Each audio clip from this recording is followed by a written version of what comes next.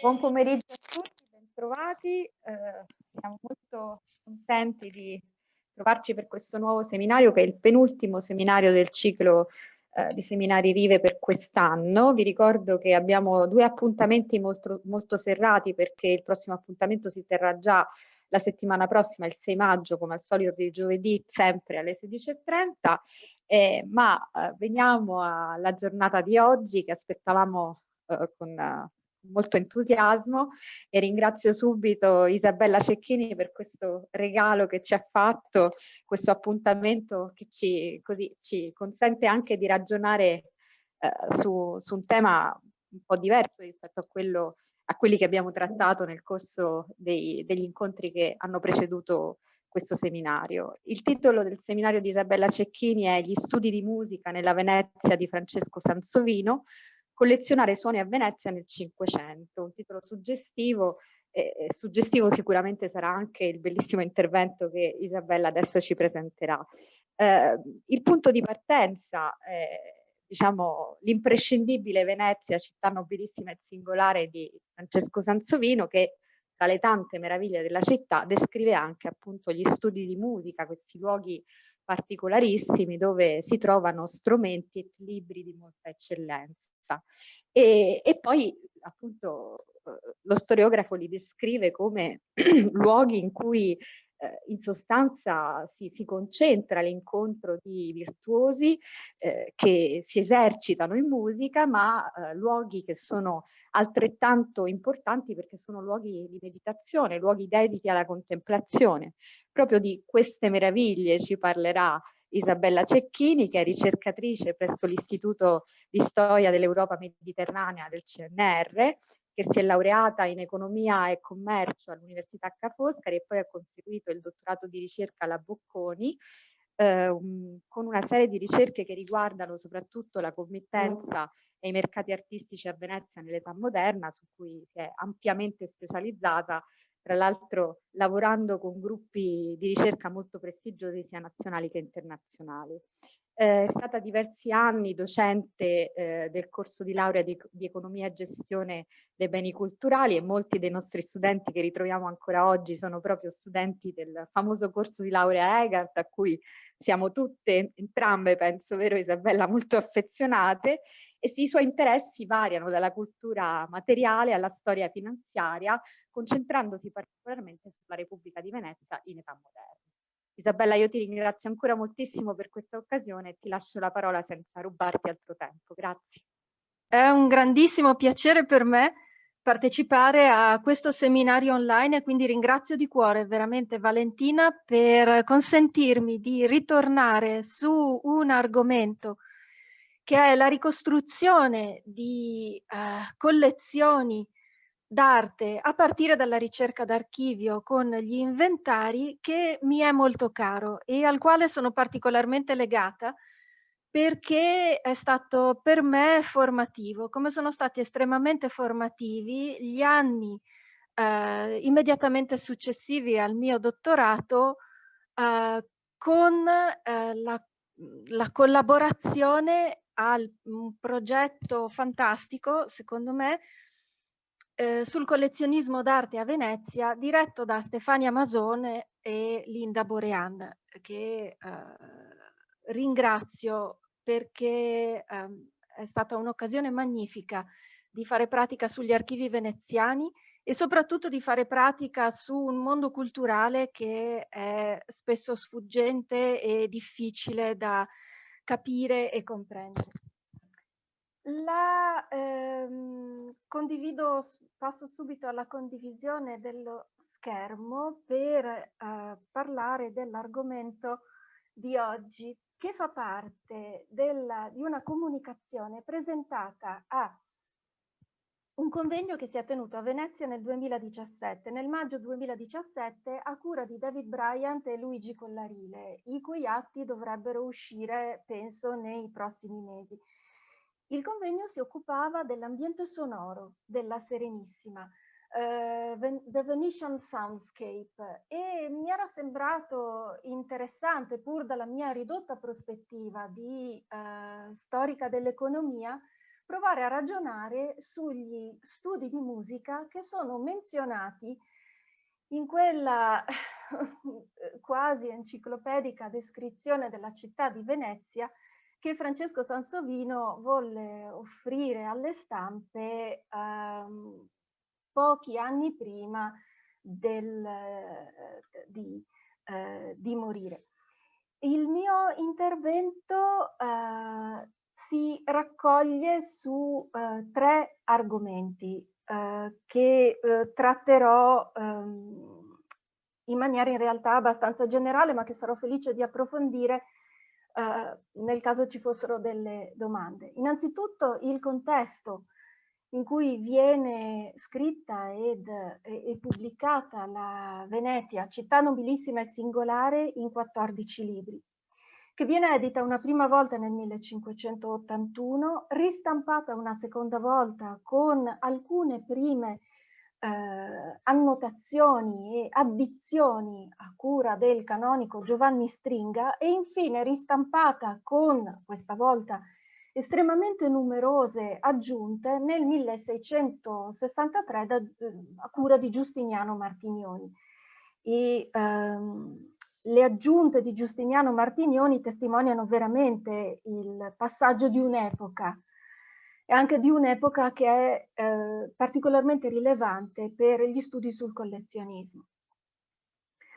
Il secondo tema sarà poi brevemente menzionare quali sono gli altri studi di musica menzionati da Sansovino e infine mi concentrerò su un caso particolare, sul caso di studio che è quello del Cavalier Sanudo, che è stato il centro della mia ricerca. Vorrei offrire anche la piccola esperienza all'interno di questo seminario per far capire anche quali sono le difficoltà che spesso noi ricercatori, noi scavatori del passato ci troviamo davanti. E cominciamo da Venezia. Venezia, città nobilissima e singolare. Francesco Tatti, chiamato Francesco Sansovino, perché Sansovino era il nome d'arte del padre Jacopo Tatti, scusatemi, Tatti, in onore a sua volta del suo maestro, Jacopo Tatti, scultore ed architetto.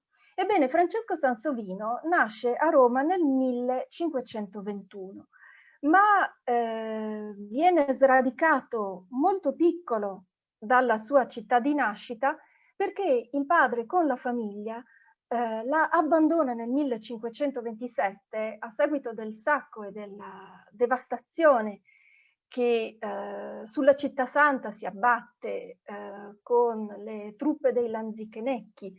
Nell'ultima fase, una fase molto difficile anche per Venezia in realtà, delle guerre d'Italia.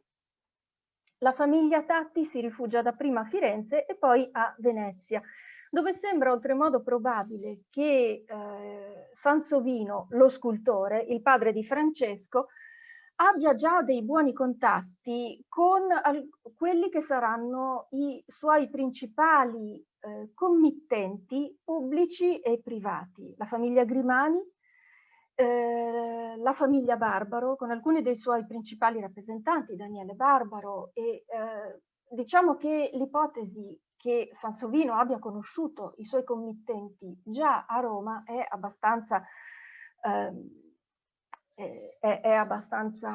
provata. I suoi committenti veneziani appartengono agli esponenti di una fase rinnovatrice estremamente importante per la città, che si concentrerà, come è stato ben spiegato da Manfredo Tafuri, che si concentrerà sulla piazza di San Marco come elemento centrale di un rinnovamento urbano che nella forma tendeva a dare alla città e al suo nucleo più importante, il nucleo politico, una forma alla romana.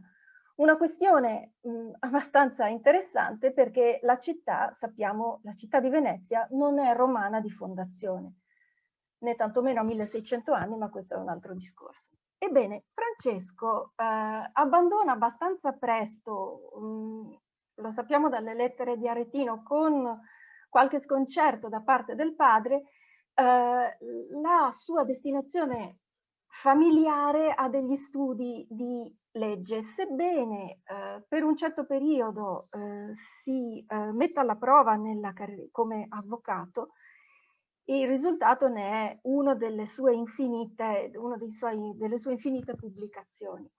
Ma sembra che la passione di Francesco sia quella dello scrivere e dunque costruisce la propria esistenza attorno all'attività che viene definita attività di poligrafo, uno scrittore multiforme, un editore di raccolte di lettere, raccolte di usi e costumi, progetti editoriali quanto mai vasti che tentano di approcciare anche committenti titolati come i Granduchi di Toscana e tra l'altro anche alcuni mercanti importanti fiorentini che risiedono a Venezia, o che si spinge addirittura fino a cercare committenti romani. Le attività editoriali di Francesco Sansovino sono abbastanza note, sono state anche di recente riviste alla luce di un convegno che si è tenuto alla fine del 2018 presso, mi pare, la Normale di Pisa, i cui atti sono disponibili in open access online. Ma di Sansovino disponiamo di una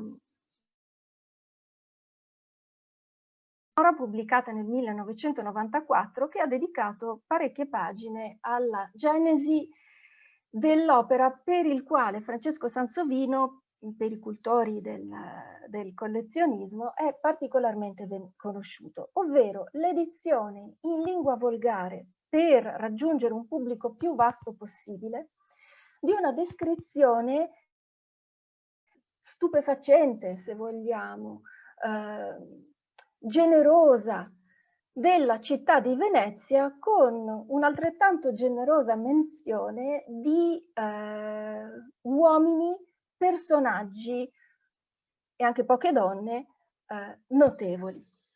Ed è in questo ambito che vengono nominati in merito della storiografia sulla nascita degli studi di critica d'arte, sulla genesi di studi come le notissime vite a cura di Vasari, vite che peraltro Francesco Sansovino sicuramente conosceva, e d'altra parte Vasari sicuramente aveva avuto modo di conoscere molte delle opere di Sansovino. Gli studi di musica rientrano all'interno di una breve ma molto significativa menzione di collezionisti che appaiono nella Venezia. Vale la pena ricordare che una buona parte di questi collezionisti citati da Francesco Sansovino sono stati studiati soltanto di recente. Sappiamo che gli studi del collezionismo nascono anche in decenni non troppo lontani da noi. La prima collezione di inventari di collezionisti in tempi recenti è quella di Simona Savini Branca e data agli anni 60, ma è, e lo voglio ricordare, soltanto con il recente lavoro a cura di Stefania Masone e Linda Borean, questo bellissimo progetto sul collezionismo d'arte a Venezia, che si è potuto riscoprire e dare una fisionomia più definita anche a una serie di nomi che il semplice spoglio di inventari conservati all'Archivio di Stato di Venezia, condotto da Simona Savini Branca, non era riuscita peraltro a disvelare. Anche perché oltretutto Simona Savini Branca si era concentrata prevalentemente sugli inventari del Seicento, mentre Sansovino, come si vedrà, racconta di un fenomeno che è sostanzialmente diverso, che è rinascimentale e, anche se uso e me ne scuso, con i partecipanti che ci sono al seminario di oggi, anche se il termine rinascimentale è un termine che viene tagliato in questo contesto con l'accetta, e me ne rendo conto. Perché gli studi di musica sono importanti? Gli studi di musica sono importanti perché Venezia è una città che si può dire trabocca di musica, ma non sono sicuramente tra i principali interessi di Francesco. Francesco intende condurre una descrizione della città che ne metta in luce l'eccezionalità, peraltro già rilevata da tutti i viaggiatori che si spingono, sono moltissimi che si spingono a visitare le lagune, ma ne vuole rilevare l'eccezionalità anche come repubblica. In quanto tale, come repubblica, la città possiede una sua dimensione autonoma anche nella scelta artistica, anche nella scelta espressiva, anche nella scelta di dichiarare il proprio gusto, la propria dimensione estetica. La questione di Venezia repubblicana è una questione sollevata tra gli altri da Gaetano Cozzi e che è rimasta sotto traccia sino a tempi abbastanza recenti.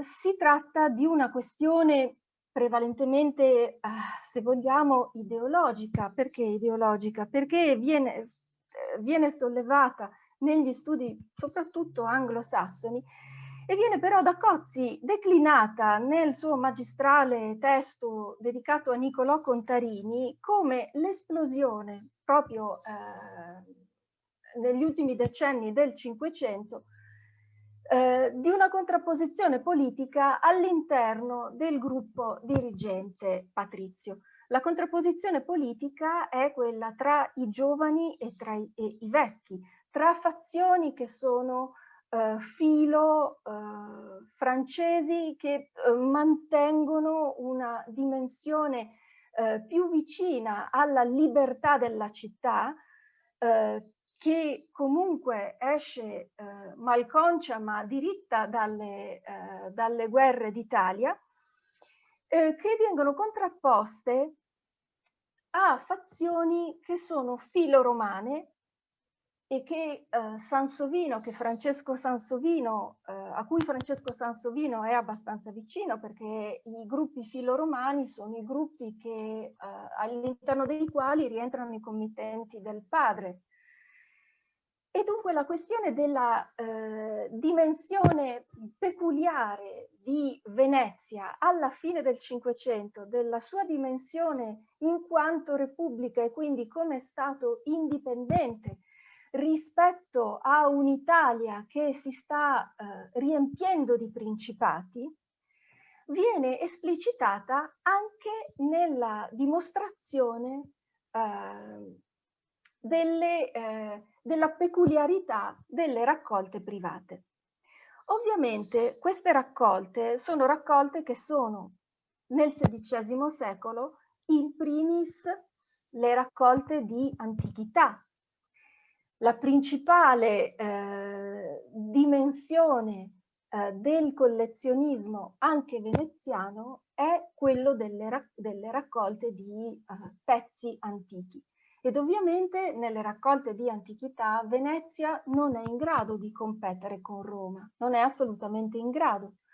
Per quanto a Venezia si riescono ad acquisire e dunque ad esporre dei pezzi particolarmente pregiati che provengono dall'Asia Minore e dai territori greci che sono direttamente sottoposti al controllo veneziano, che fanno parte dello Stato da Mar veneziano.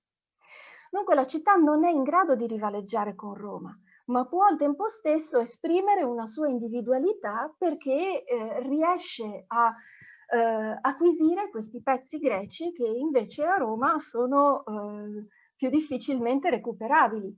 E si crea anche un mercato antiquario sul quale ancora sappiamo abbastanza poco, che si raduna in circoli di intellettuali e di collezionisti che sono molto stretti, che sono tutti in relazione tra di loro. E il fatto che siano tutti in relazione tra di loro è testimoniato da quello che sappiamo sulle vendite, sulle dispersioni di queste collezioni e raccolte. Gli studi di musica sono dunque un aspetto secondario in una descrizione che viene dedicata alle meraviglie veneziane.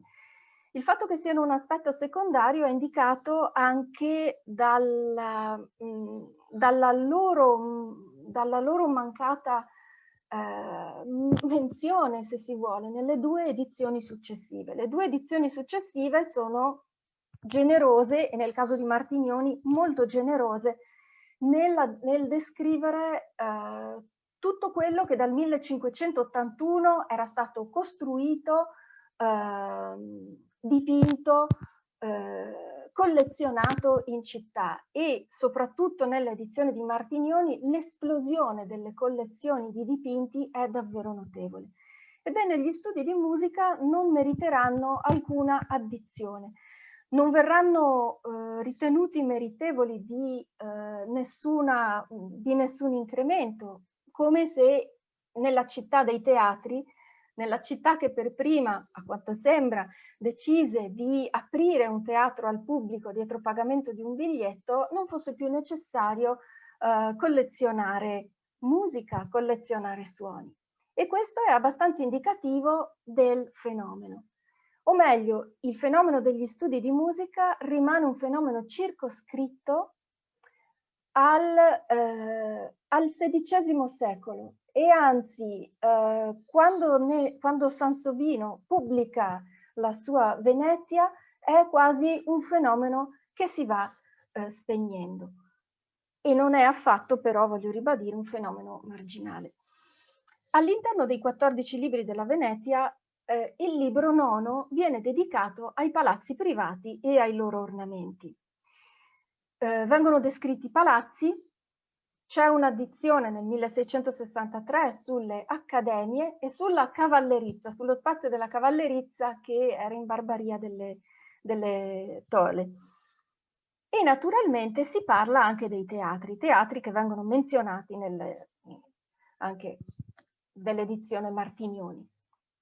Ma gli studi, proprio perché la descrizione deve essere una descrizione che fa sognare, e fa sognare nell'ambito di questa indipendenza di Venezia anche nelle raccolte, la descrizione degli studi appare nel libro ottavo, il libro ottavo che viene dedicato alle fabbriche pubbliche e che si apre naturalmente con la descrizione di Piazza San Marco e dei miglioramenti e abbellimenti che vengono fatti diffusamente al punto da cambiare il volto della piazza. Nel libro ottavo si tratta di Rialto, del fondaco dei tedeschi, dell'arsenale e del ghetto. Il ghetto era considerato un fenomeno forse più di costume che degno di visita, ma ricordiamo che uno dei motivi per cui a Venezia Laguna, a Venezia città, non venne eretto un monte di pietà per servire i bisogni dei poveri è proprio perché i banchi del ghetto ne svolgevano la stessa funzione, ovvero il credito su pegno. Ma all'interno delle fabbriche pubbliche Francesco Sansovino ritiene di dover inserire le biblioteche private, che sono ben 23, gli studi di anticaglie, che sono 18, gli studi di musica, che sono 4, e gli studi d'arme, che sono 7. Dunque ritiene di inserire questi fenomeni di collezionismo privato all'interno di un libro, di un capitolo interamente dedicato alle fabbriche pubbliche, proprio per rimarcare questa fluidità tra pubblico e privato che riguarda chiaramente soprattutto il gruppo dirigente quello del patriziato, riguarda però anche quella sorta di classe intermedia che sono i cittadini che ricevono proprio nel corso del XVI secolo una loro definizione legislativa, con l'apertura di un libro d'argento che mima il libro d'oro nel quale vengono iscritti i membri del patriziato.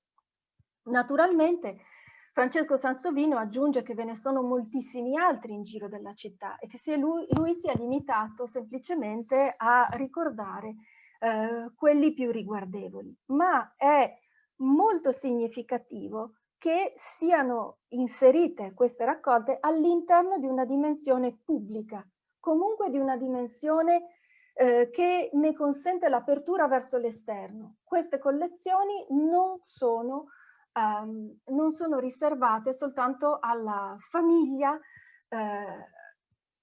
che vive all'interno delle mura, all'interno dei palazzi dove sono confinate. Sarebbe forse azzardato dire che si tratti di collezioni che sono visitabili tranquillamente, anche se abbiamo diverse testimonianze di visite rese da visitatori non necessariamente così illustri, che possono entrare nei cortili, possono entrare negli spazi riservati agli ospiti dei palazzi privati.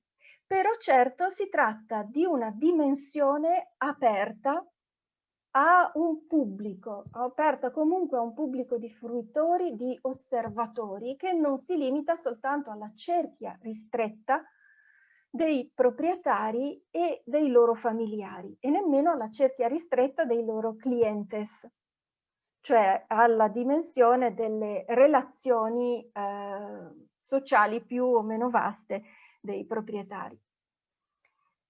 Arrivo agli studi di musica.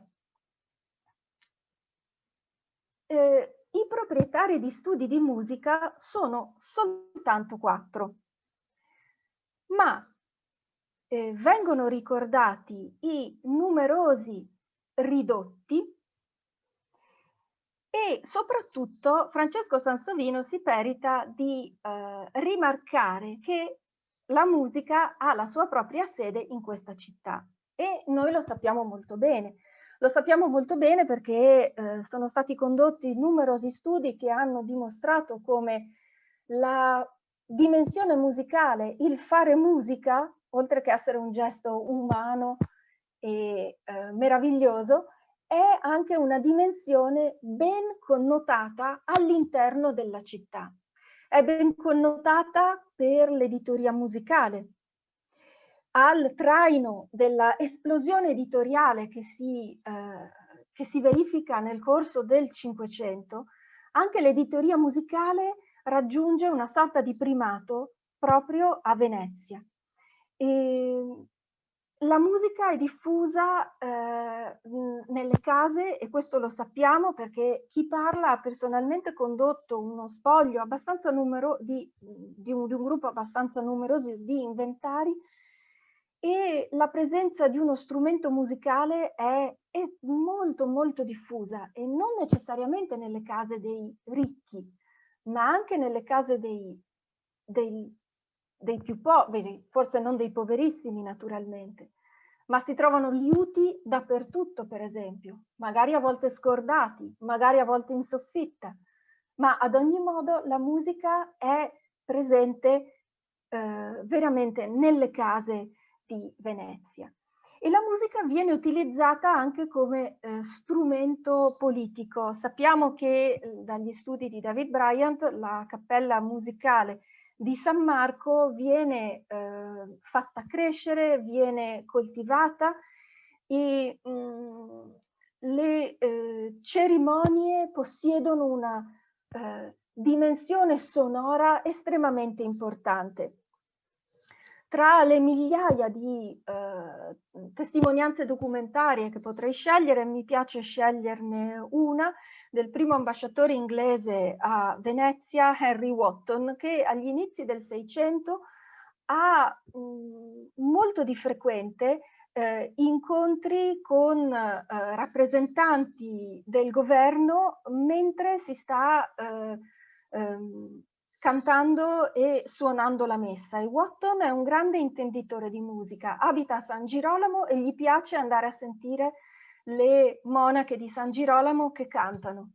Quindi ci va frequentemente, è un suo passatempo e i suoi incontri con gli altri ambasciatori o con alcuni membri del governo durante le funzioni pubbliche a San Marco,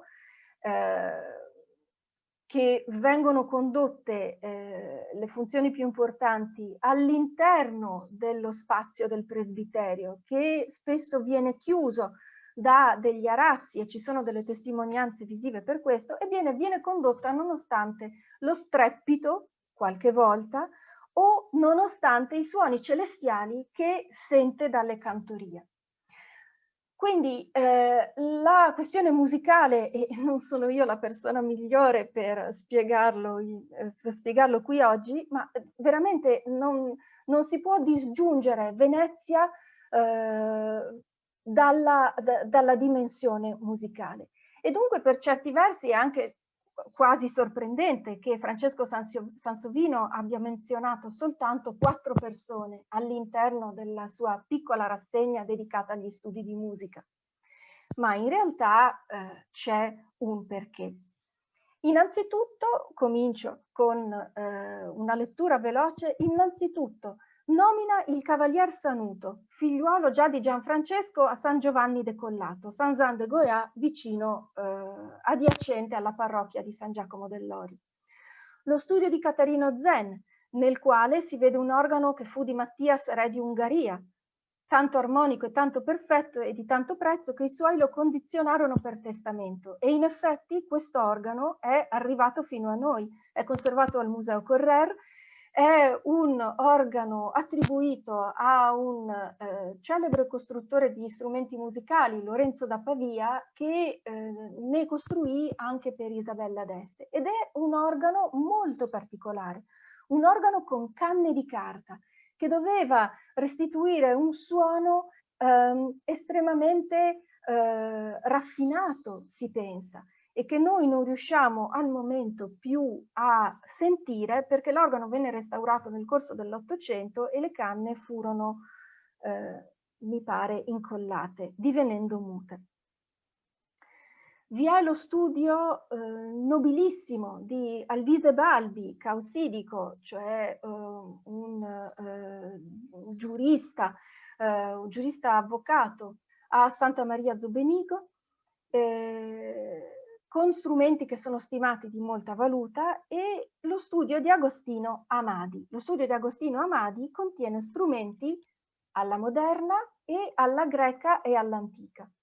Oltre a questi luoghi ve ne sono diversi altri per la città con diversi ridotti, dove concorrono i virtuosi e si fanno concerti singolari in ogni tempo. Ecco, i ridotti, la parola ridotto è una parola che indica un luogo di intrattenimento. Quindi i ridotti diventano il luogo dove si fa musica insieme, per definizione. E Rodolfo Baroncini ne ha approfondito con grande dettaglio le dimensioni sociali a cascata, perché di ridotti a Venezia tra la fine del Cinquecento e gli inizi del Seicento ve ne sono moltissimi, e non necessariamente ascrivibili a dei mecenati patrizi, ma i ridotti diventano un'occasione, certo per fare musica, per divertirsi, ma diventano anche un'occasione per stabilire dei legami sociali più vasti. E Baroncini lo ha dimostrato dimostrando a sua volta una serie di legami di padrinato. Chi fa parte di questi ridotti molto spesso è chiamato a fare da padrino, e il padrinato viene riconosciuto come un elemento di stretta connessione tra persone che magari non appartengono allo stesso ceto. E gli studi, dunque, cosa contengono gli studi? La parola studio viene da studiolo. lo studiolo è il luogo della meditazione per eccellenza, ma è anche un luogo che viene maggiormente esplicitato nello spazio, ad esempio nei palazzi ricercati che si fanno costruire i mecenati illuminati come il Duca di Urbino o come gli Este a Ferrara. Lo studiolo o studio è perciò un fenomeno eminentemente quattrocentesco. È un fenomeno dove la riflessione e la meditazione sui temi della filosofia, per esempio, trova un corrispettivo visivo e visuale con opere ricercate, con opere che contengono messaggi visuali nascosti e da decifrare. Gli studi perciò menzionati da Sansovino arrivano da questa tradizione di contemplazione, da questa tradizione di riflessione, di meditazione su degli oggetti che sono cari ai loro proprietari, e questo lo sappiamo dalle infinite testimonianze che ne vengono offerte, per esempio all'interno dei testamenti, dove i proprietari degli oggetti conservati in questi studi si preoccupano della fine che faranno dopo la loro morte, sia che decidano a chi lasciarli, sia che decidano che siano gli eredi a disporne, o anche sia che decidano semplicemente che possano essere venduti. Gli studi perciò riguardano un fenomeno prettamente collezionistico che però diventa un fenomeno quasi di appropriazione materiale, perché gli studi individuano degli spazi all'interno dei quali i singoli proprietari mettono degli oggetti particolarmente preziosi. Ben inteso, a questa data, e di nuovo lo hanno dimostrato gli inventari che sono stati raccolti e studiati in tutti questi anni, a questa data non si può dire che uno studio sia confinato in uno spazio soltanto, pur se sappiamo che a Venezia gli studi erano preferibilmente ricavati nei mezzanini dei palazzi. I mezzanini sono delle stanze abitualmente non troppo grandi che si trovano tra un piano e l'altro, e sono delle stanze di servizio utilizzate dai padroni di casa, utilizzate per lo studio di negozio, lo studio di mercante o lo studio di avvocato, o proprio per lo studio inteso come raccolta. Ma appunto gli studi non vengono ristretti a degli ambienti predeterminati. Gli studi molto spesso si allargano in tutte le stanze della casa, o quantomeno si espandono, se non altro nella stanza principale dei palazzi veneziani, che è la stanza più pubblica, quella che viene visitata, che è il Portico, che è in genere la prima stanza di accesso dallo scalone. Gli studi si espandono in tutti i luoghi della vita privata, ma molto spesso quasi pubblica o semipubblica, dei loro proprietari, e dunque dovremmo intenderli in questo senso anche gli studi di musica. Cosa contengono gli studi di musica? Gli studi di musica sono delle raccolte di strumenti preziosi, ritenuti preziosi o particolari.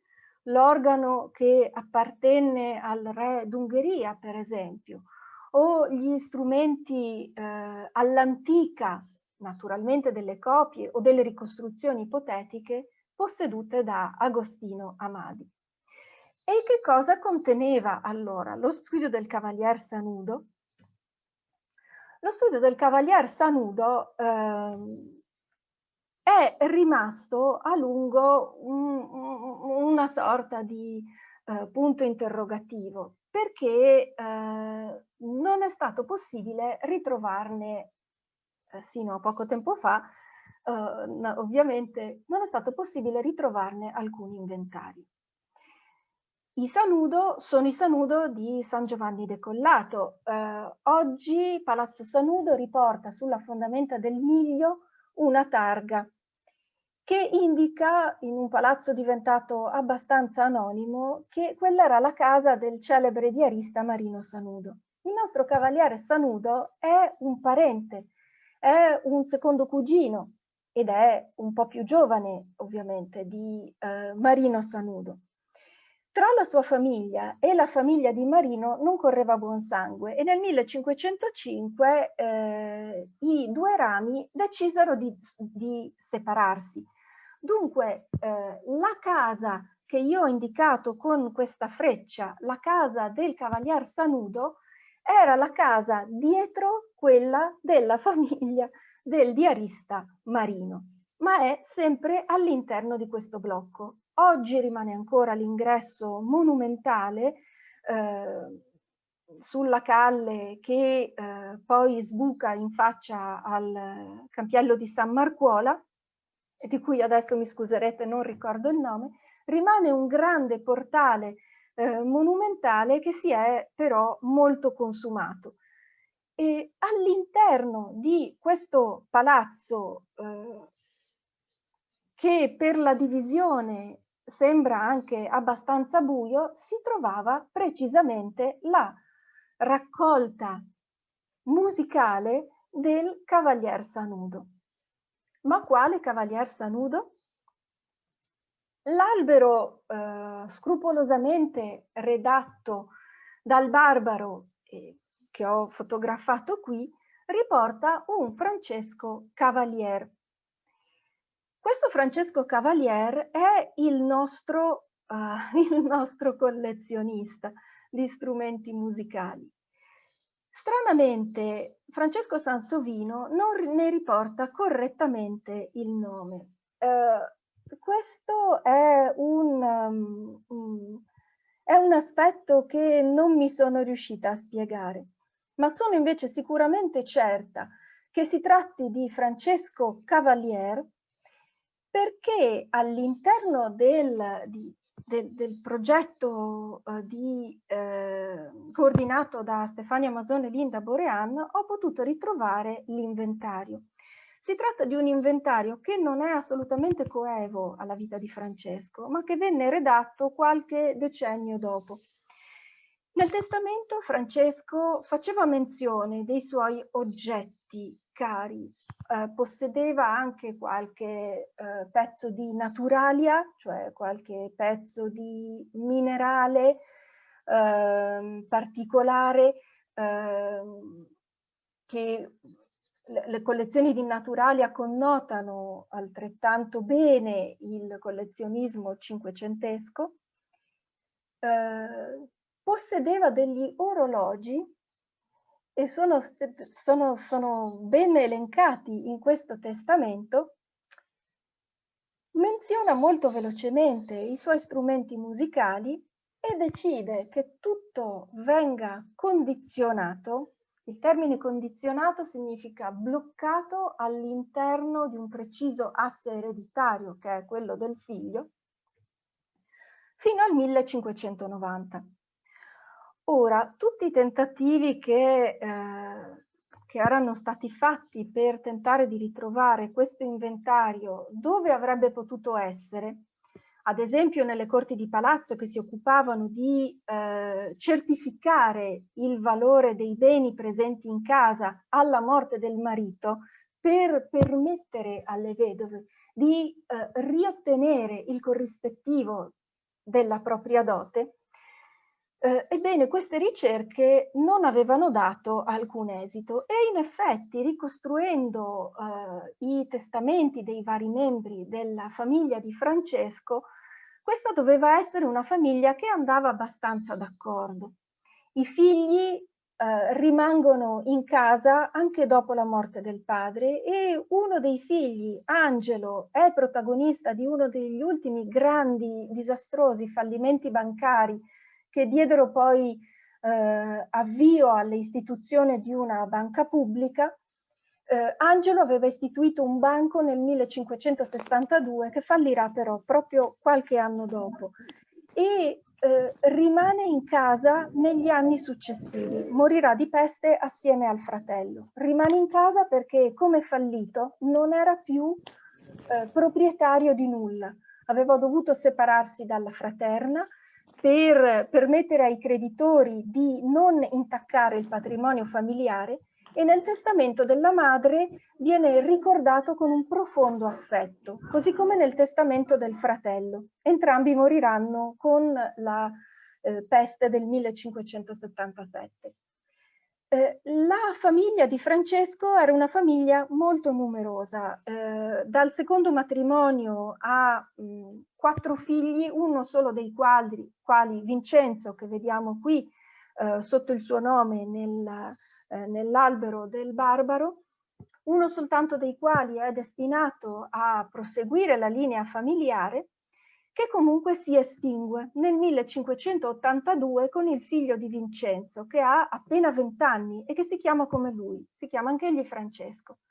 Francesco però ha alcuni figli illegittimi che vivono in parte anch'essi con la sua famiglia legittima. Quindi, da quello che è dato capire dalle carte, si tratta di una famiglia allargata che sembra godere di una certa armonia. Uno dei suoi figli illegittimi, Giulio, diventa un cartografo abbastanza importante e il padre lo porta con sé in un'ambasciata rilevante presso l'imperatore nel 1542 e Giulio è un figlio che gli è particolarmente caro, lo fa studiare. Sarà poi Giulio a aprire un processo per capire che cosa fare di quest'asse ereditario, processo che ha consentito il ritrovamento fortuito di questo inventario.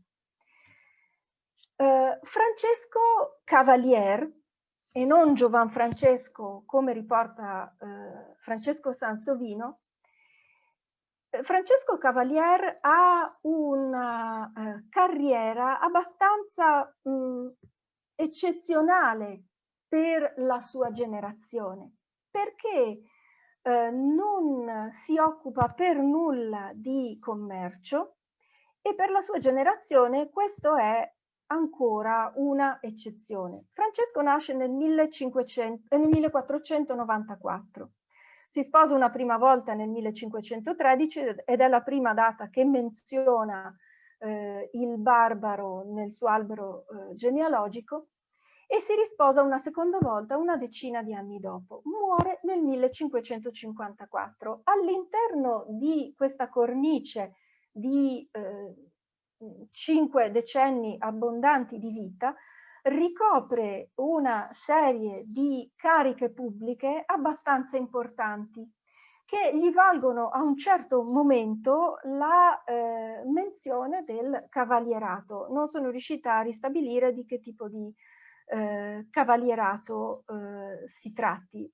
Sebbene di Francesco Sanudo esista una biografia succinta ma estremamente completa, redatta da Emanuele Cicogna nella sua opera sulle iscrizioni veneziane, perché Francesco è sepolto a San Zaccaria e Cicogna si dilunga nello spiegare i suoi meriti pubblici. Francesco è un uomo di Stato, dunque, è un uomo che ricopre cariche importanti, che viene chiamato a ricoprire uno più 2, 3, almeno 3 reggimenti. Il suo inventario è un inventario successivo alla sua morte. Nel suo testamento dispone che siano i figli a lasciare, a decidere che cosa fare dei suoi oggetti. Sebbene si capisce che ai suoi oggetti è affezionato, Ma a distanza di 3 decenni dalla sua morte, ebbene, questi oggetti sono ancora tutti in casa.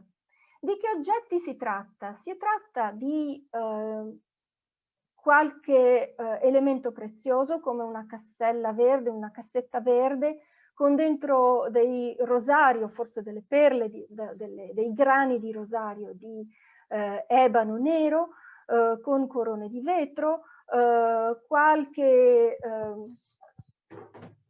elemento turco, ma soprattutto compaiono quasi subito, facendo immaginare che in realtà ci troviamo già nel Portego, compaiono questi strumenti musicali. Clavicembali, arpicordi con tasti di avorio ed ebano, un clavicembalo e un arpicordo insieme con una cassa a scacchi. Quindi si tratta di strumenti che sono costruiti con materiali preziosi e che comunque molto probabilmente venivano anche suonati.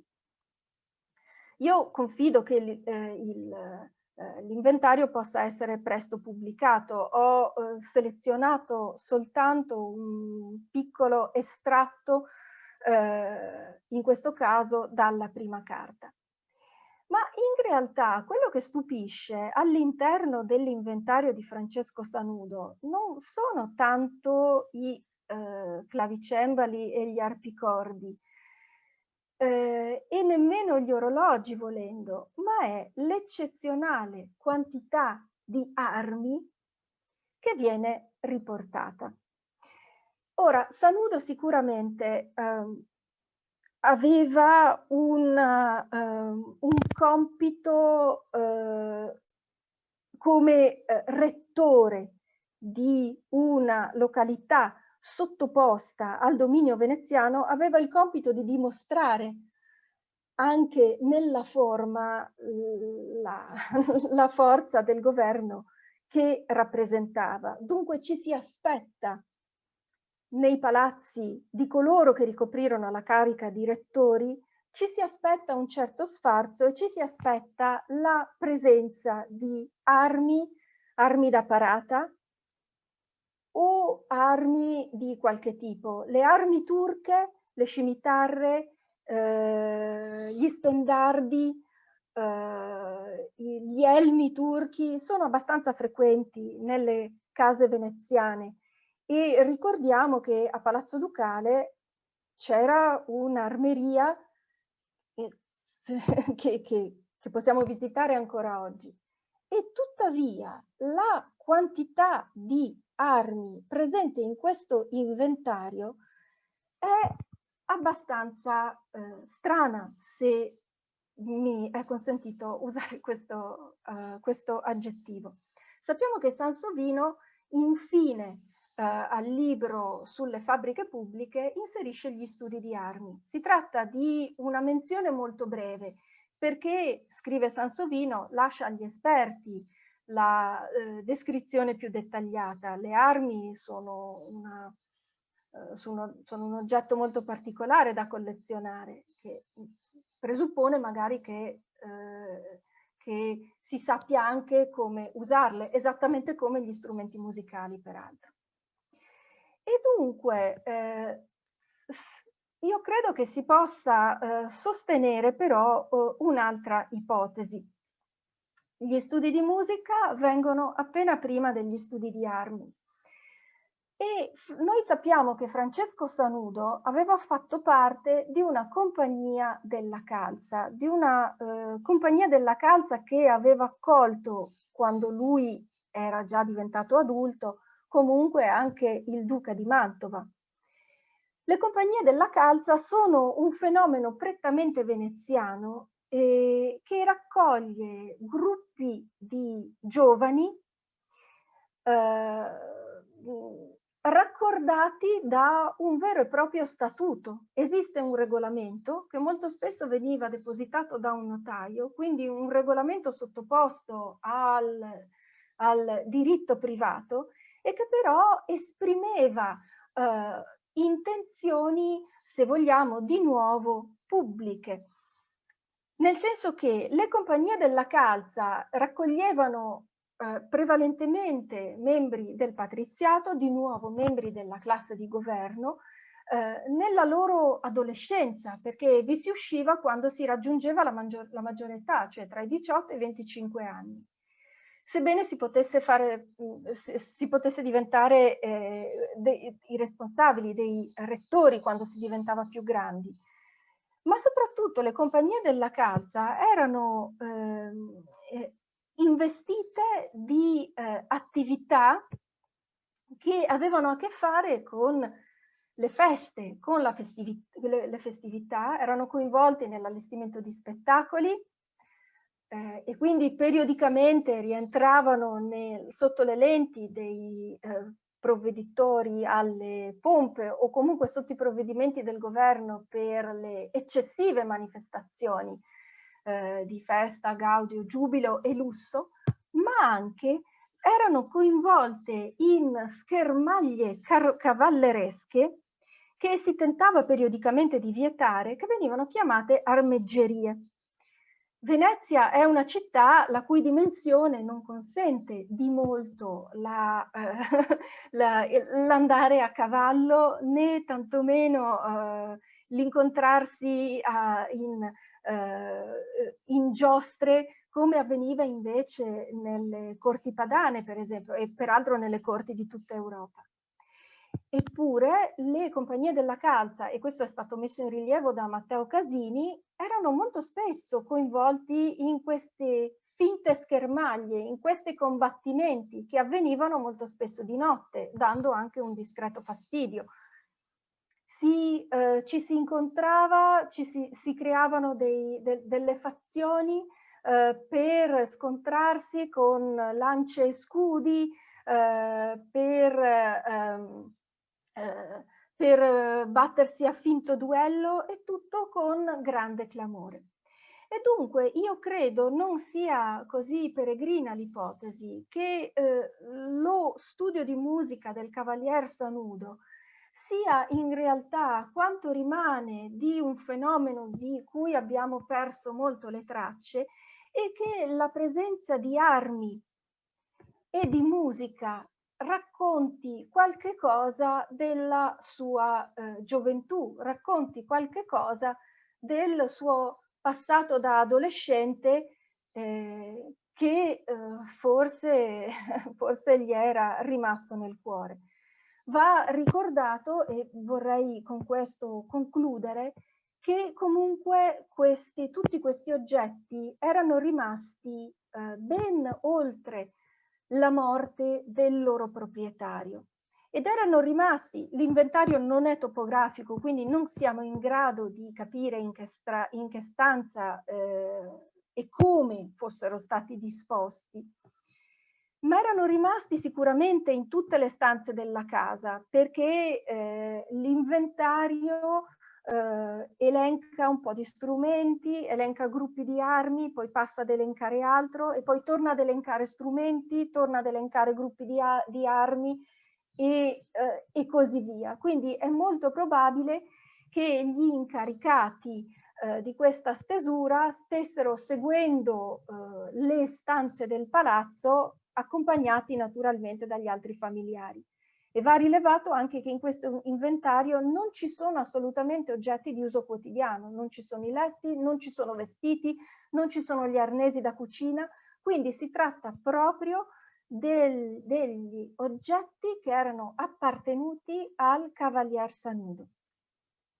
Che cosa ci racconta in conclusione questo inventario? Nel 1581, ricordando all'inizio degli studi di musica nella sua descrizione di Venezia, Sansovino forse stava facendo un'operazione di memoria. A questa data, alla fine del Cinquecento, le compagnie della calza avevano cessato di esistere da diverso tempo, e dunque probabilmente quello che era più importante da ricordare era la dimensione musicale di questa particolare raccolta, che però soltanto adesso è riuscita secondo me, ad emergere veramente nella sua dimensione completa, e dunque ci riporta dal 1581, ci riporta sicuramente agli inizi del Cinquecento.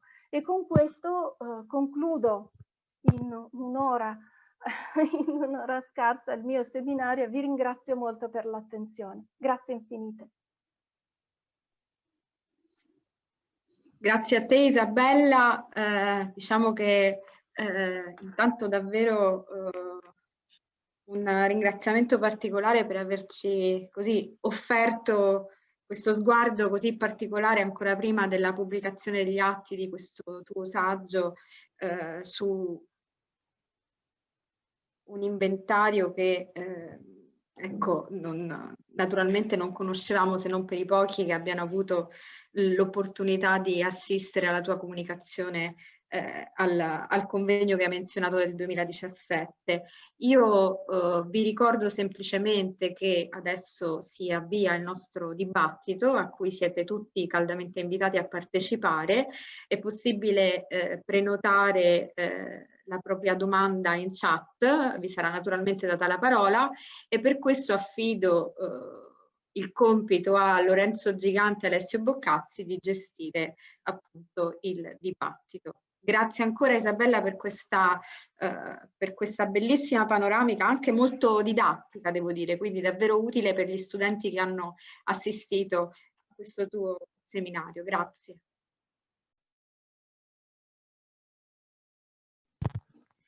Grazie.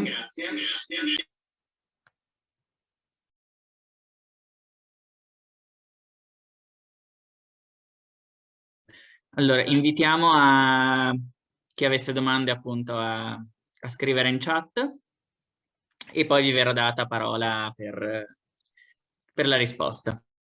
Il chat non è attivo.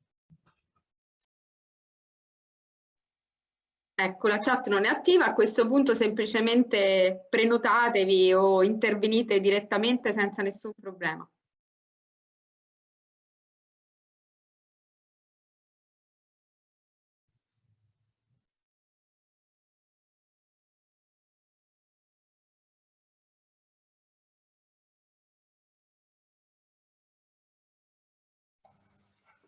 Io se posso...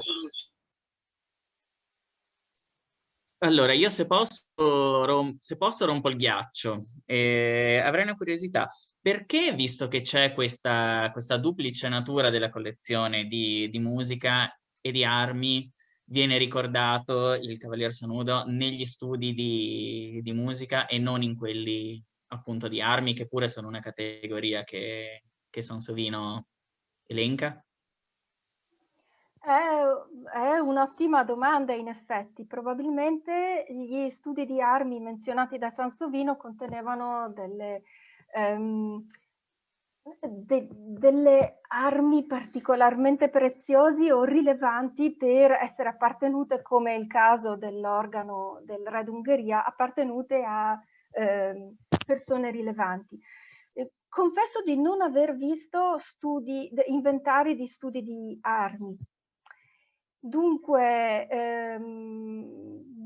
io direi che il ricordare lo studio del Cavalier Sanudo nel 1581 o comunque negli anni precedenti, Sansovino impiegò qualche anno chiaramente per la costruzione della sua grande descrizione di Venezia, e sappiamo che nel 1556 già aveva pubblicato una breve descrizione che probabilmente fu in nuce l'inizio di questo lavoro.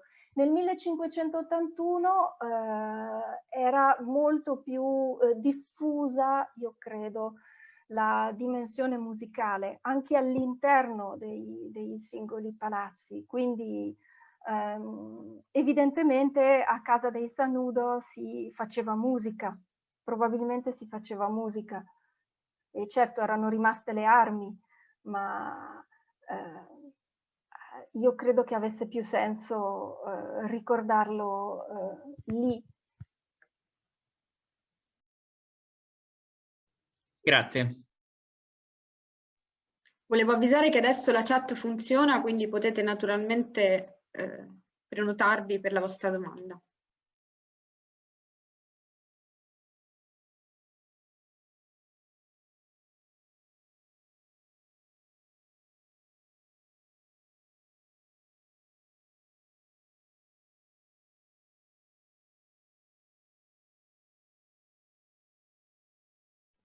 Allora, abbiamo 2 domande da Laura Moretti, a cui a questo punto darei la parola. Prego.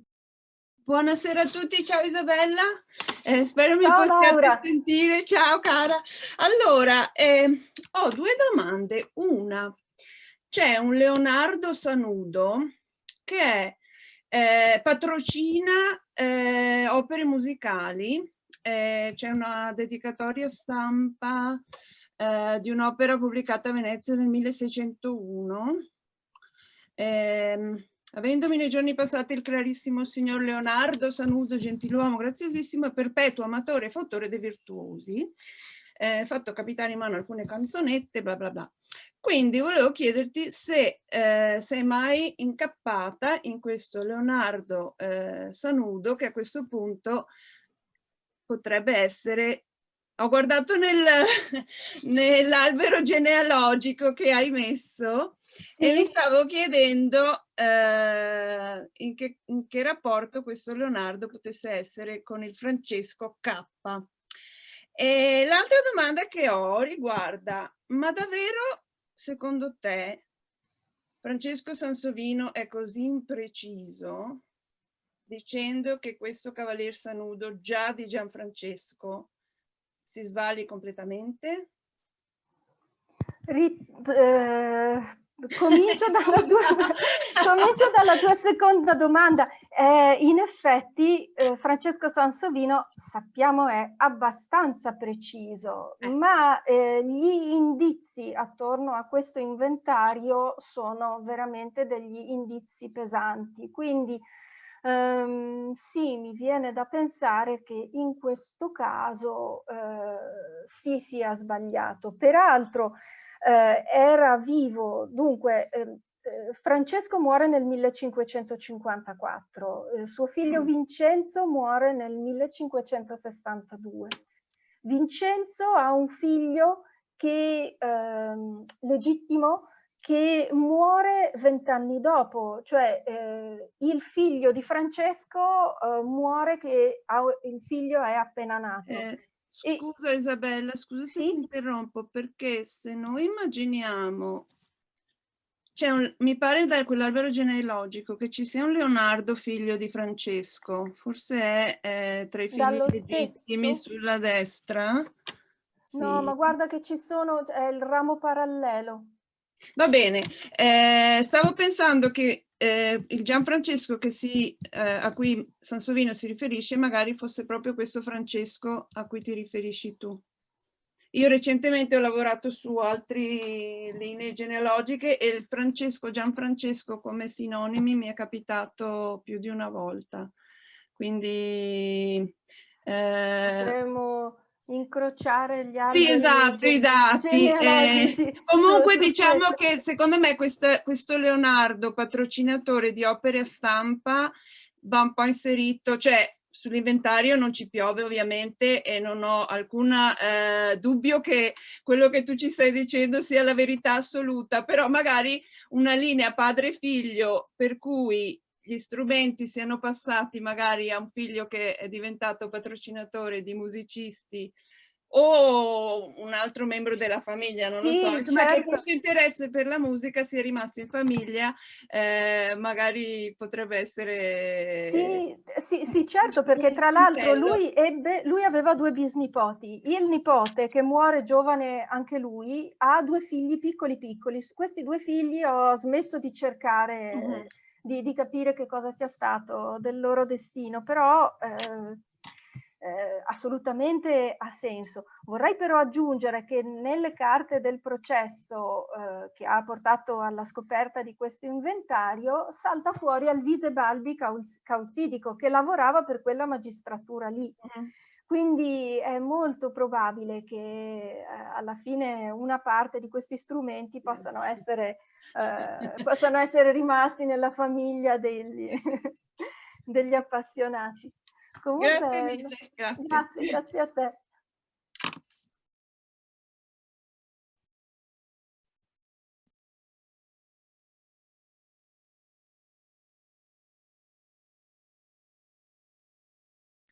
Allora, abbiamo un'altra domanda da Michele Magnabosco, che a questo punto invito a intervenire. Devo accendere l'audio. Buonasera, grazie intanto per la pubblicazione dell'inventario, che è molto, molto bello, molto interessante. Soprattutto è impressionante per la quantità di strumenti a tastiera, perché 8 clavicembali in una sola collezione sono, per un privato, sono veramente tantissimi. La mia curiosità invece riguarda magari la parte che non è stata resa nota oggi dell'inventario, soprattutto legata con l'attività diciamo cavalleresca, quindi con le armi. Nell'inventario ci sono anche aerofoni, perché le tastiere e i liuti non hanno alcuna attinenza con questo tipo di attività. Quindi è una mia curiosità. Io mi occupo di una collezione di strumenti rinascimentali, quindi vorrei capire com'era questa. Grazie. Grazie, mi sembra di no. Ah. Mi sembra che non ce ne siano e in effetti sì, tra l'altro i clavicordi hanno, se non erro, anche una dimensione di suono molto piccola, quindi... Sì, a parte che poi la terminologia è sempre abbastanza vaga tra clavicembalo. Sì. Poi comunque notavo che devono essere la maggior parte strumenti non di grandissimo valore, perché da quanto leggevo nessuno tranne uno hanno la cassa decorata. No, no, infatti, ma ce ne sono degli altri, ce ne sono diversi anche nelle carte successive che non ho menzionato. Sì, sempre strumenti a tastiera. Mi sembra ce ne sono circa una ventina, che è un numero... neanche nelle accademie ce n'erano così. abbastanza elevato. E tra l'altro, e questo probabilmente motiva la sua inserzione nello studio, perché noi sappiamo che ci sono altri, o perlomeno abbiamo rinvenuto altri inventari, ad esempio quello di Girolamo Superchio, che è menzionato tra i collezionisti di antichità, però ha strumenti ad arco in realtà, a numerosi consort di viole, a flauti che sono più comuni. Sì, più comune, poi è anche più facile trovare consort insieme, perché comunque erano strumenti che si più tagli.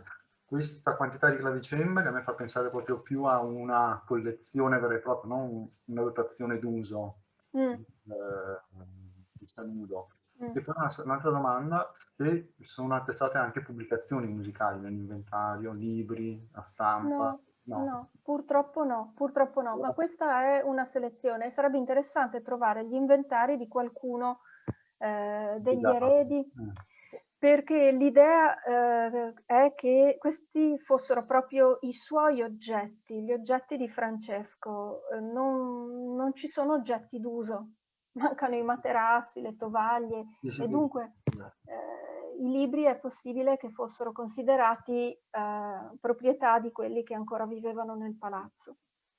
Ok, va bene, grazie. Grazie molte per la domanda.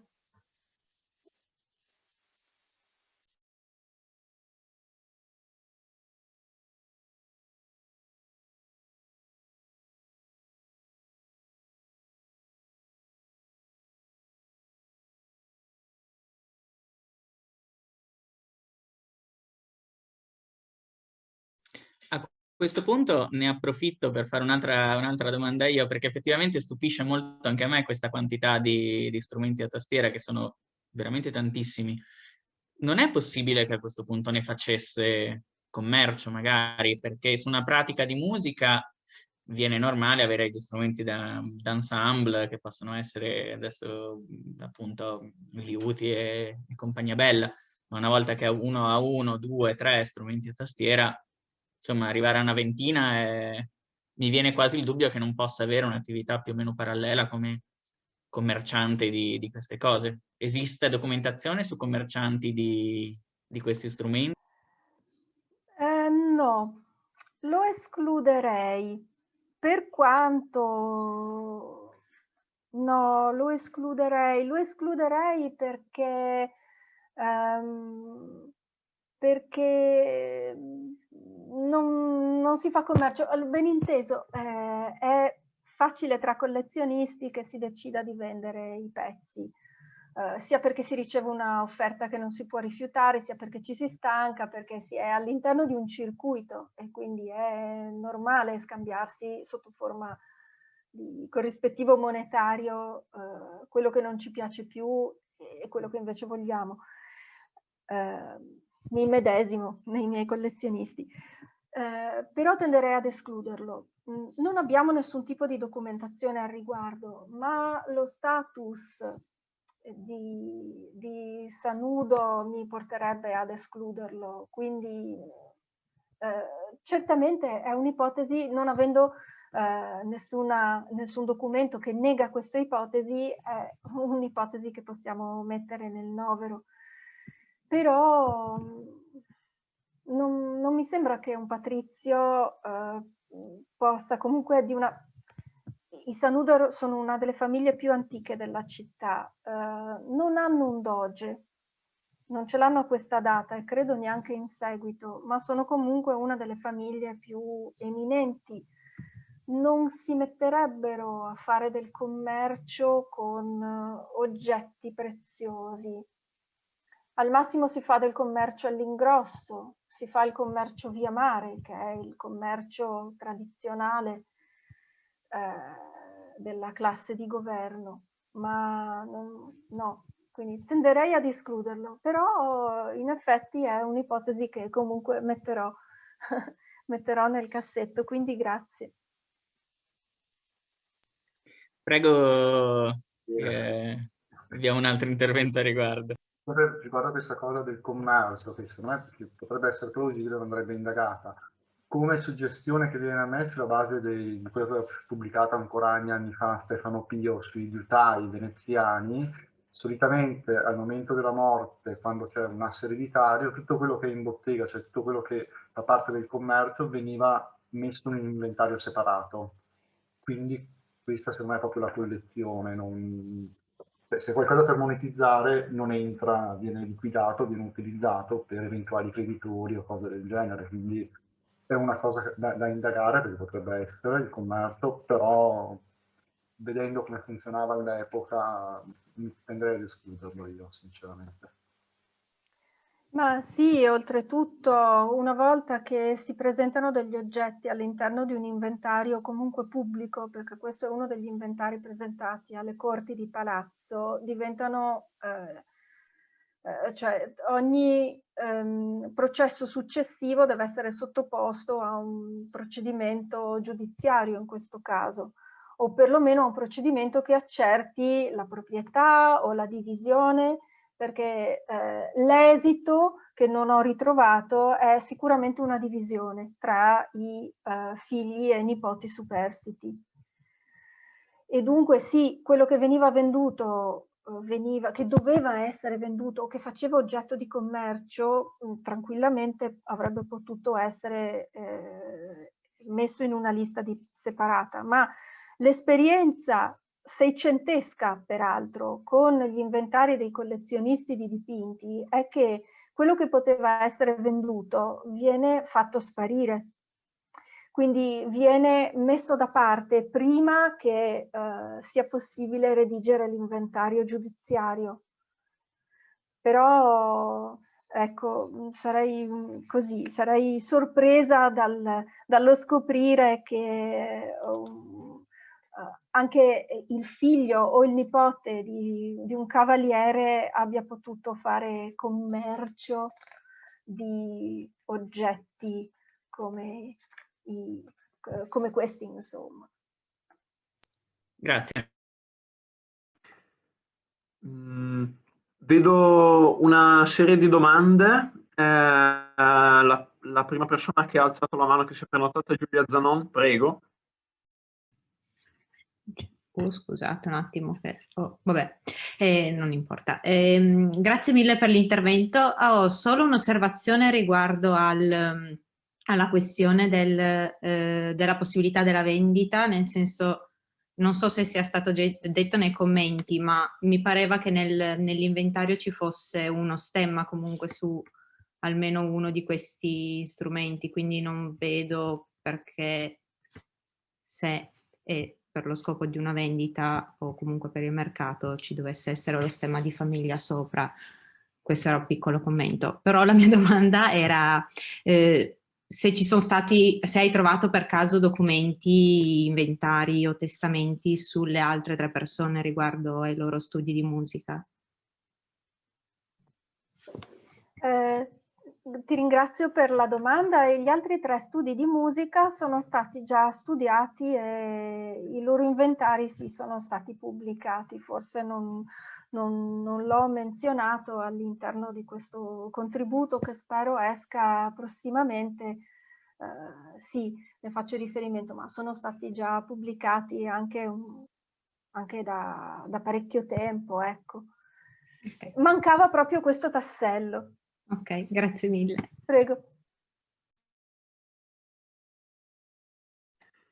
Ecco, seguiva Laura Moretti.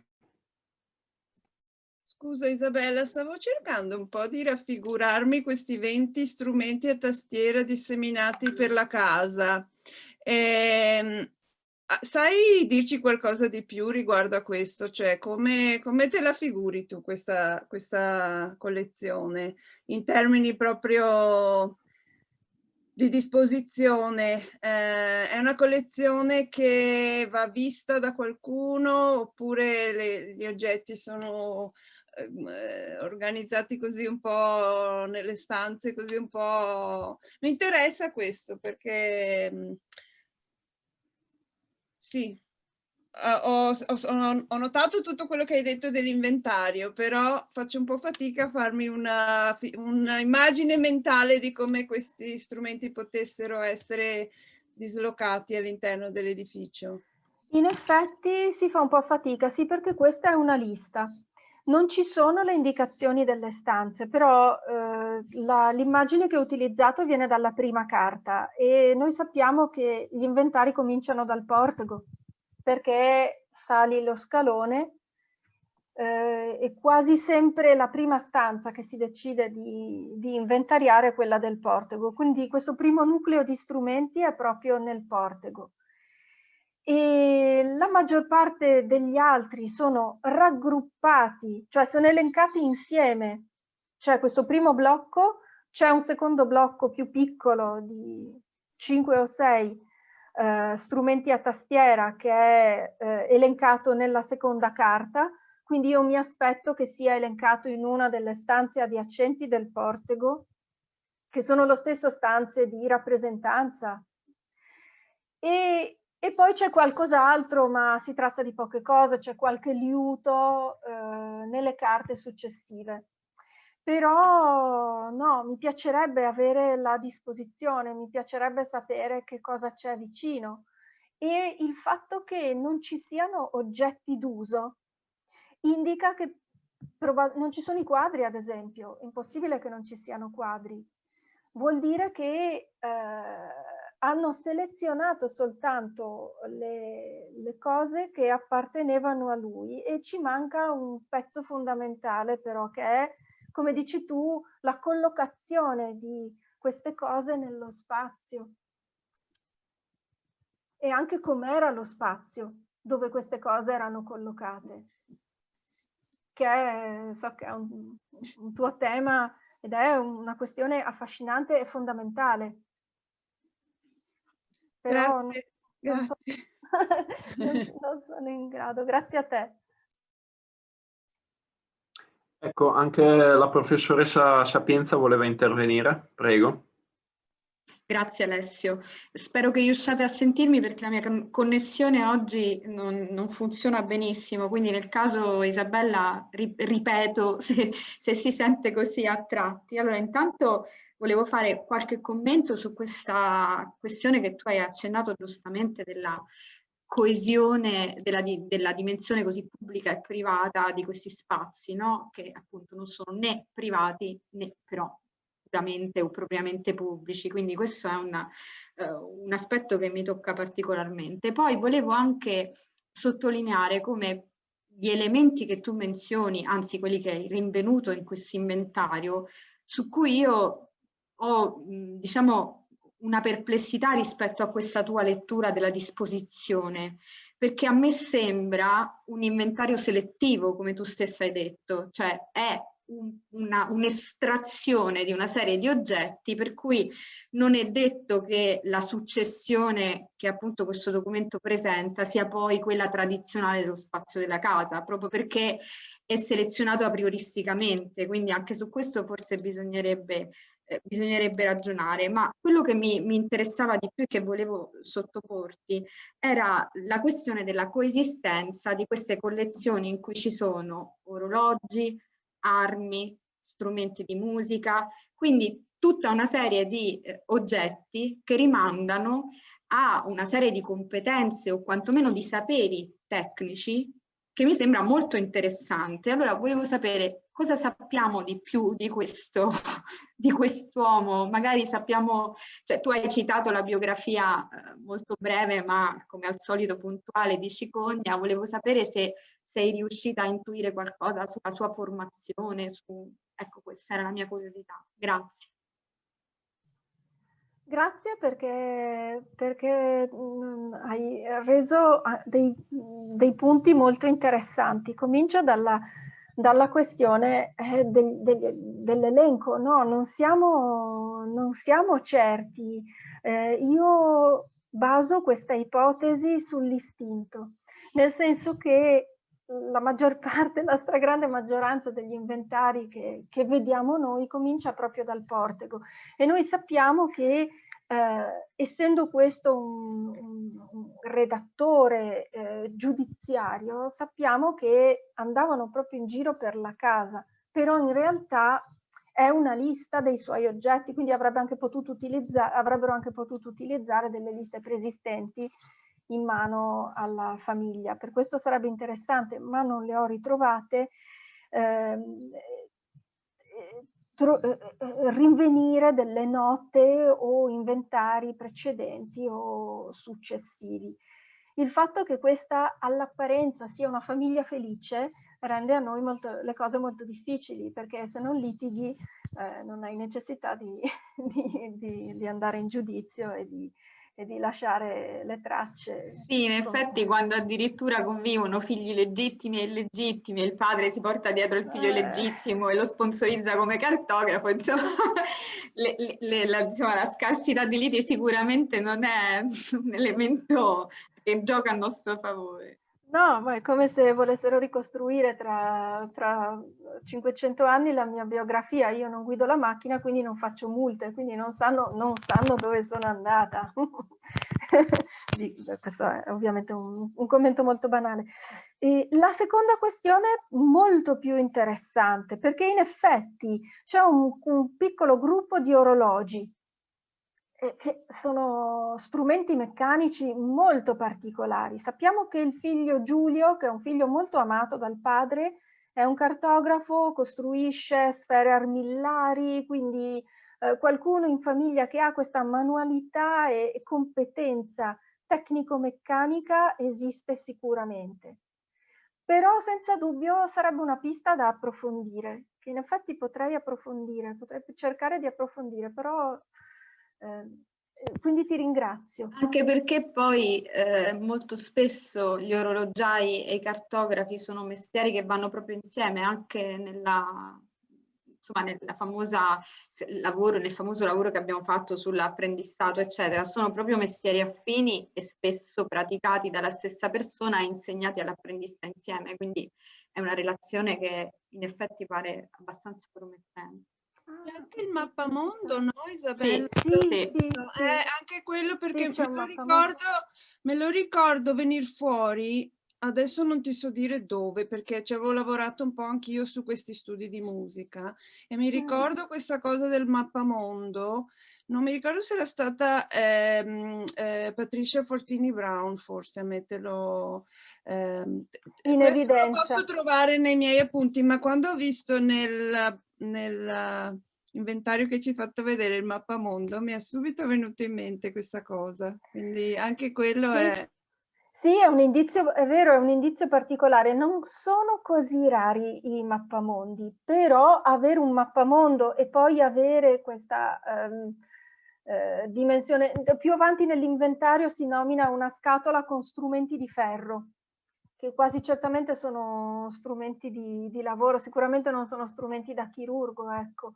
Però vi ringrazio perché è una traccia che vale la pena di approfondire. In questa zona d'ombra, nell'attesa della pubblicazione del saggio, mi ci proverò sicuramente. Grazie. Ringraziamo molto Antonio Giordano per il bellissimo mappamondo illuminato che ci ha messo.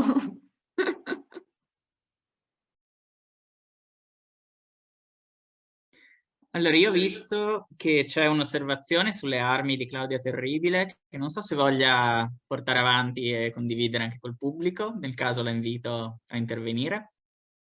Eccomi qua, buonasera a tutti. Sì, un'osservazione perché mi ha colpito molto questo enorme numero di armi, con tante armi che presentano scudi, stemmi di famiglia, e mi chiedevo se, chi ne sa più di me, sapesse se quelle utilizzate nelle cerimonie ricordate da Isabella fossero realmente le armi di famiglia, perché quando c'è uno stemma su un'armatura, su uno scudo, su qualsiasi altro oggetto, di solito testimonia un reale utilizzo, come mi è capitato di riscontrare in alcuni inventari da me consultati, e di solito rivendicano anche un importante legame della persona con degli incarichi.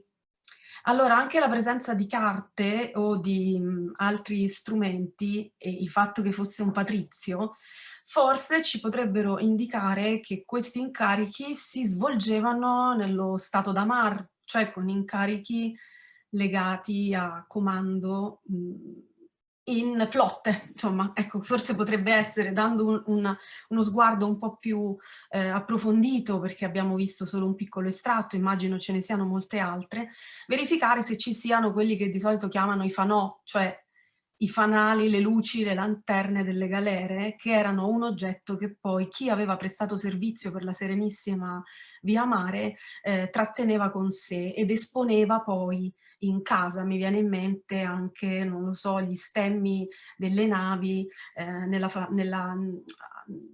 degli Emo, che sono nella villa poi montati praticamente sul sovrapporta e quindi che custodiscono una vera e propria tradizione, un'eredità importante della memoria familiare, e quindi potrebbe essere anche, credo, questa una strada da investigare per verificare la carriera appunto del personaggio, di cui forse ancora, come dei tanti, vorremmo sempre sapere qualcosa di più perché ci sfugge.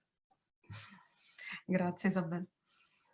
Grazie molte per questa osservazione. Sì, senz'altro sono legate, ci sono degli stendardi con la sua arma e c'è almeno un elmo da reggimento. Lui ha svolto incarichi in terraferma e dunque c'erano gli ingressi ufficiali al momento della presa di servizio, e sicuramente queste sono dimostrazioni di Edward Muir le avrebbe chiamate dimostrazioni di pageantry, dimostrazioni di sfoggio nella usuale commistione pericolosa tra sfoggio familiare e sfoggio pubblico, cioè il rappresentante patrizio porta se stesso ma porta il governo veneziano dietro di sé. Però senz'altro anche questa è una pista che merita di essere approfondita. Perciò sì, ti ringrazio, l'ho un po' tralasciata ma vale la pena. Grazie molte.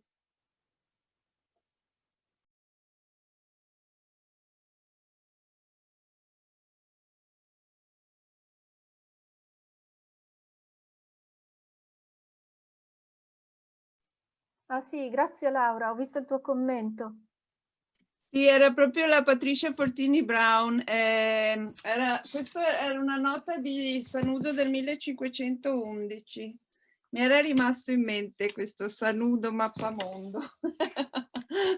Chissà, magari c'è tradizione in famiglia. Può essere, gli studi su Sanudo dicono che i due rami adiacenti avevano litigato furiosamente, tanto da dividere il palazzo nel 1505, però sì, perché no, le cose poi si sciolgono. col passare del tempo. Grazie.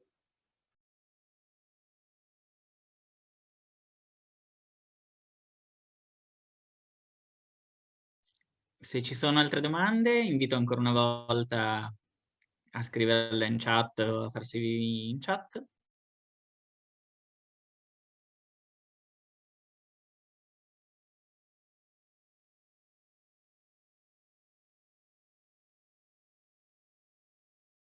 Allora, abbiamo Maria Adank, che invito a intervenire. Ecco, sì, intanto volevo ringraziare per questa esposizione molto interessante, tra l'altro su entrambi gli argomenti insomma, che hai affrontato, sia proprio il discorso degli studi di musica, ma anche questo accenno alle armi. Anch'io mi ha molto incuriosito. La mia curiosità era in riferimento a cos'erano fiaschi di polvere da sparo che c'erano nell'inventario, perché anch'io mi sono detta, va bene, magari le armi da esporre nella rastrelliera, così, però quella polvere da sparo, come la spieghi? Grazie per la domanda. In realtà ci sono anche degli archibugi, ci sono schioppi e archibugi, quindi andavano a caccia anche. Dunque, credo che in realtà la polvere da sparo sia meramente connessa a armi che venivano usate. A queste date non si pagano più compagnie di soldati e non ho menzione del Cavalier Sanudo come reclutatore, ecco, quindi ci sono diversi archibugi a casa, nella sua casa, e ho semplicemente pensato che fossero usati, e dunque ecco perché ci sono i fiaschi di polvere da sparo. Okay. Però anche su questo farò una riflessione aggiuntiva.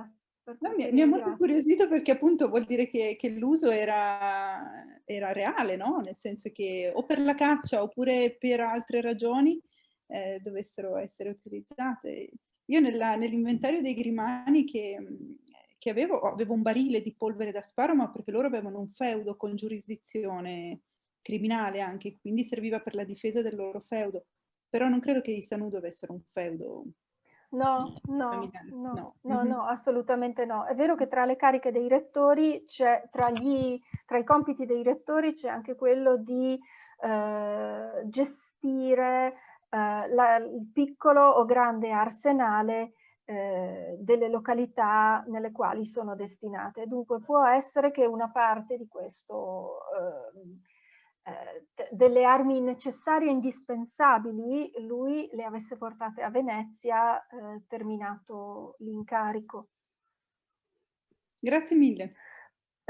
Mi dispiace non poter essere più dettagliata. In effetti la parte delle armi l'ho rilevata, fotografata, ma merita sicuramente un approfondimento ulteriore. E vi ringrazio.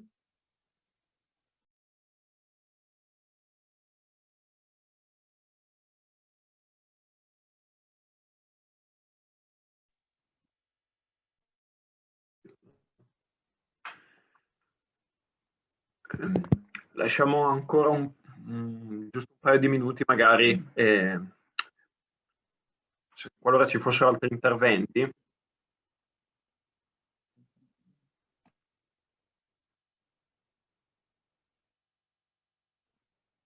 Allora, io approfitto ancora una volta del silenzio per un'altra curiosità, un'altra domanda.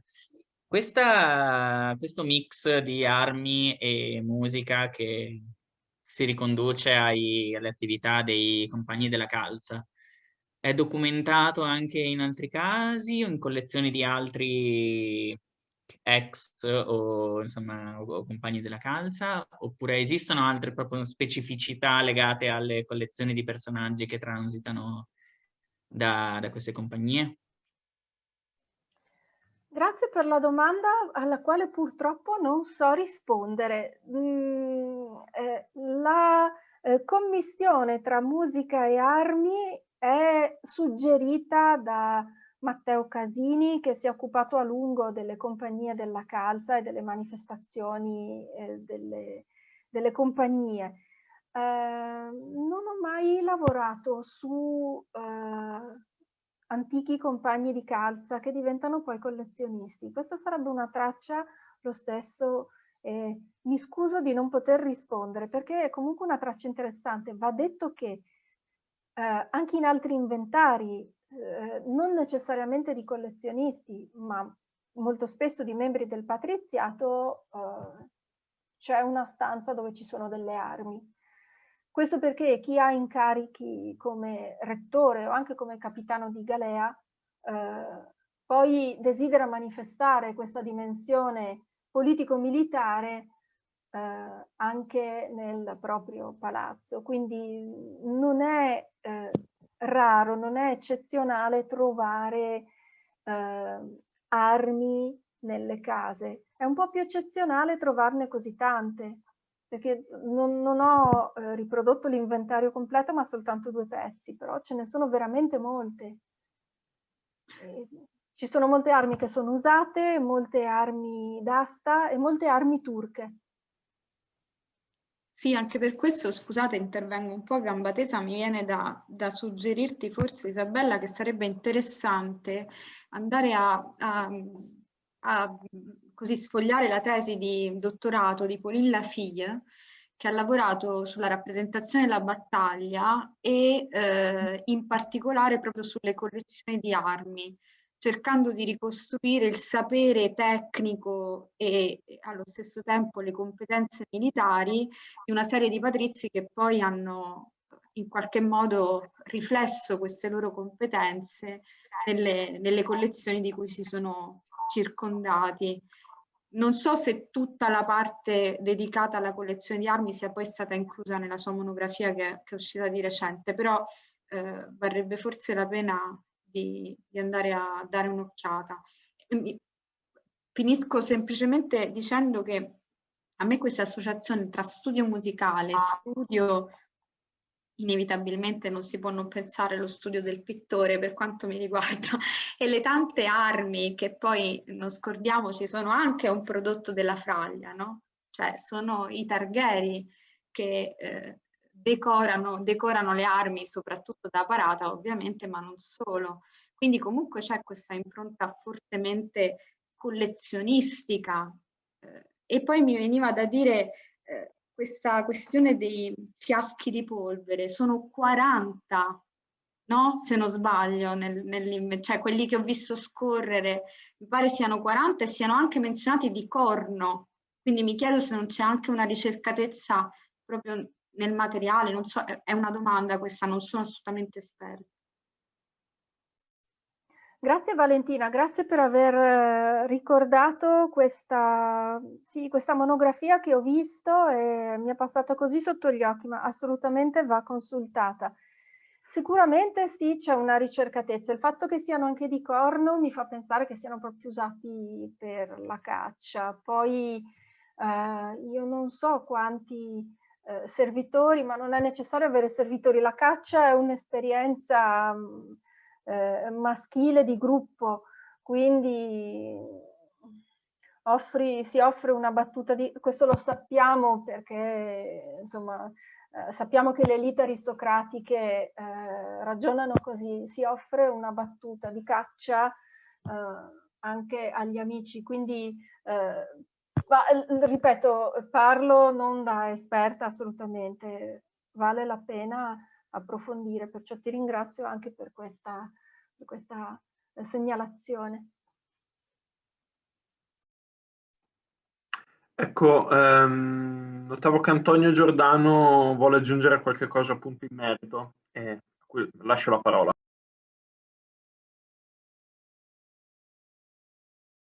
Non volevo aggiungere nulla, avevo semplicemente, era solo una considerazione, ma mi sembra scontata già da quello che sia stato detto, ossia che l'associazione tra armi, strumenti musicali e anche appunto la stessa polvere da sparo in un corno, quindi insomma un materiale nobile, mi sembra un po' uno sfoggio di status simbolo aristocratico, ossia adesso sto pensando a casa di una mia amica, nipote di un conte fiorentino, nella quale aveva, purtroppo gli hanno rubato una collezione di alabarde del 500, aveva una bellissima collezione d'opere d'arte, quella messe poi le più importanti in banca, e anche là insomma mi sembra che sia un chiaro sfoggio di status simbolo aristocratico, che poi non abbiano d'oggi i Sanudo, ma comunque insomma sappiamo appunto che sono una delle famiglie aristocratiche più importanti veneziane, quindi non credo che ci sia la necessità di vendere, di scendere nel commercio. Una famiglia di quel rango naturalmente sfoggia strumenti musicali, sfoggia la sua cultura, sfoggia, chiaro, è una cultura elevata, è una cultura d'élite, quindi non si può, una famiglia del genere, di quel rango e di quella cultura, non può non sfoggiare strumenti musicali, armi, eccetera eccetera. Insomma, anche la polvere da sparo in un corno d'osso, d'avorio, non so cosa sarà stato d'osso, tipico nordico, insomma mi sembra che faccia parte di questa collezione di famiglia nobile, ecco, insomma era semplicemente una conclusione, ma c'eravate già arrivati voi, insomma, no? Che dici, Valentina? Se posso rispondere io, invece in realtà è una considerazione interessante, perché ragionando dalle lagune si tende sempre a dimenticare la dimensione dell'elite aristocratica. Il patriziato veneziano è ricoperto da un vestito di praticità. E questo vestito di praticità, di persone che badano sempre al sodo, è continuamente rimarcato, ancora a 600 inoltrato, quando i tempi sono cambiati chiaramente, è ancora rimarcato dai resoconti dei viaggiatori stranieri. In effetti il patriziato veneziano è un'aristocrazia che per chi viene dagli studi storico-economici come me è un'aristocrazia che viene sempre vista come qualcosa di diverso dalle elite aristocratiche toscane, per esempio, o romane, che sono più assimilabili a dei piccoli principati. I nobili romani sono dei piccoli principi di per sé. E invece il patriziato veneziano, che è un patriziato le cui famiglie fino a tutto il Cinquecento almeno sono organizzate in fraterne, cioè in società dove i membri maschili condividono la casa, il vitto, l'alloggio, le spese comuni, e dove però ciascuno si specializza e c'è sempre uno della famiglia che fa qualcosa di relativo al commercio, vengono sempre considerate come degli aristocratici un po' particolari. Ecco, questo sì, quindi sicuramente è una questione di sfoggio e grazie per averlo rimarcato. Perché quando si lavora sugli inventari, quando si ragiona sugli inventari, almeno io mi faccio tirare via magari dalla dimensione complessiva delle cose, dalla materialità delle cose, dimenticando che molto spesso queste cose, come gli stemmi Sanudo sugli stendardi o sugli strumenti testimoniano, molto spesso queste cose servono per dimostrare lo status che si è raggiunto. Quindi sì, senz'altro è un'osservazione preziosa anche questa, perciò grazie. Grazie a voi. Molto interessante questo inventario, è stato un ottimo lavoro pubblicarlo. Grazie a tutti. Allora, ancora una volta, se ci sono domande io invito a farsi vivi, non siate timidi.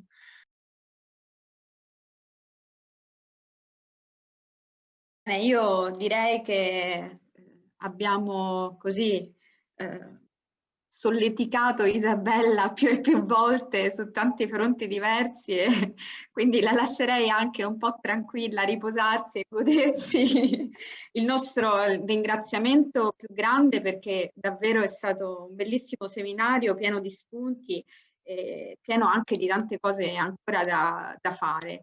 Ringraziamo tutti i partecipanti, quelli che sono intervenuti così con la loro curiosità, apportando anche la loro competenza, ma anche tutti quelli che hanno ascoltato e che fedelissimamente continuano a seguirci, quindi davvero grazie. Vi do appuntamento con l'ultimo seminario del ciclo Venezia e l'altro del Centro Studi Rivia la settimana prossima, giovedì 6 maggio, ore 16:30. Parleremo di un argomento molto interessante. Tra l'altro mi piace ricordare che abbiamo iniziato e chiudiamo un po' su un filo comune, nel senso che interverrà Nicoletta Giordani, già direttore del Museo Archeologico della Laguna di Venezia, quindi si parlerà del Lazzaretto Vecchio, si parlerà della così anche recente scoperta di una serie di graffiti di cui speriamo poter discutere e magari su cui speriamo anche di poter lavorare e fare ricerca, che sono proprio emersi recentissimamente. Avremmo tanto voluto andare a vederli, ma come immaginate le condizioni sanitarie non ce l'hanno consentito. Io spero anche di potervi fare ad alcuni di voi, certo non a tutti, anche perché molti ci seguono davvero lontano, magari una sorpresa anche con una visita al Lazzaretto, magari nel corso del mese di maggio o forse giugno. Ringrazio ancora veramente di cuore Isabella per questa occasione molto molto bella e interessante, che ci ha fatto ragionare e ci ha così intrattenuto anche in un dibattito secondo me molto istruttivo per tutti. Ci vediamo la settimana prossima, non mancate, grazie, arrivederci.